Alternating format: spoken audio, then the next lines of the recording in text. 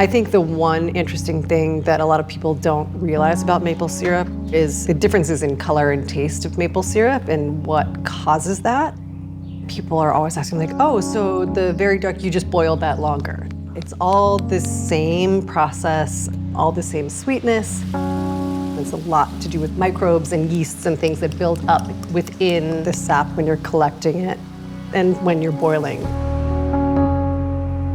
Keeping it small allows us to be able to pay incredible attention to what we do produce. Right. And seeing like what works for us and what doesn't, and just kind of honing our craft, and each year getting better and better at what we do.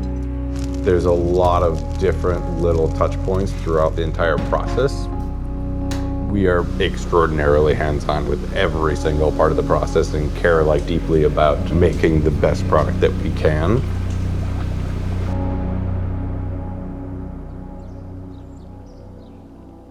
Ashley and I both come from a creative background, long history in media and art and design. After a while, it made more sense, and we just really wanted to be up here. We had both lived in the city for about 20 years. And took some time off from the corporate world and started the farm.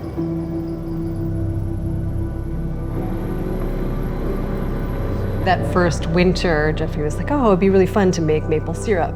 Basically, I didn't know anything about like the start of sap season or the end of sap season. It was just like, yeah, it's, you know, whenever.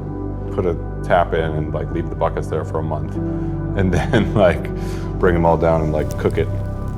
And yeah, had a bunch of friends up and built a fire pit and like boiled it all down and had a party. When we made the first, I think it was like, 250 to 300 bottles, and we were like, okay, well, I guess we'll go to the farmer's market and try to sell them. In selling out that year, we achieved this monumental thing. We made this product from our land ourselves, and we actually brought it to market and like sold through everything we made that year. And it was, I think that was a huge accomplishment. And starting 5 years ago and not knowing if we would sell through the 300 bottles that we made, then scaling up 500% and selling through those, the demand has like just grown with us. If anything, it's outgrown us in a lot of ways.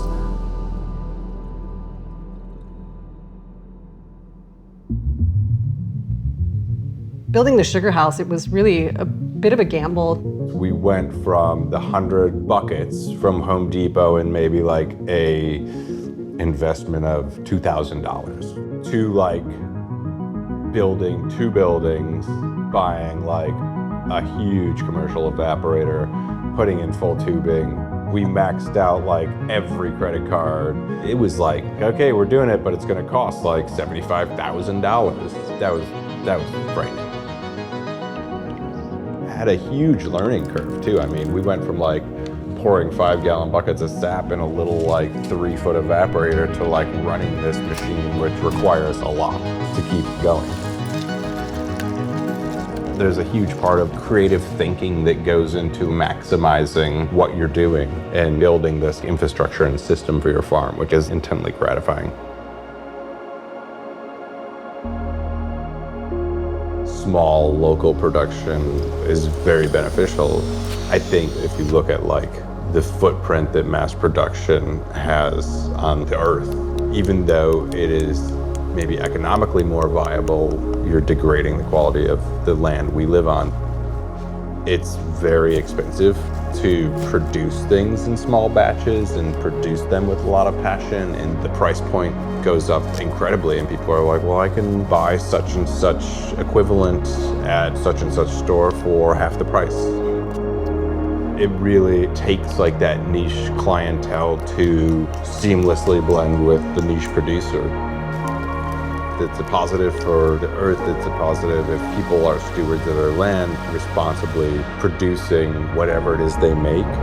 I still think it's crazy that like we are making something like out of the trees that, you can eat. There's something insanely rewarding about making something from the earth. My name is Ashley Ruprecht, and I am the co-founder of Laurel Ash Farm. And I'm Jeffrey Shadd, co-founder of Laurel Ash Farm as well.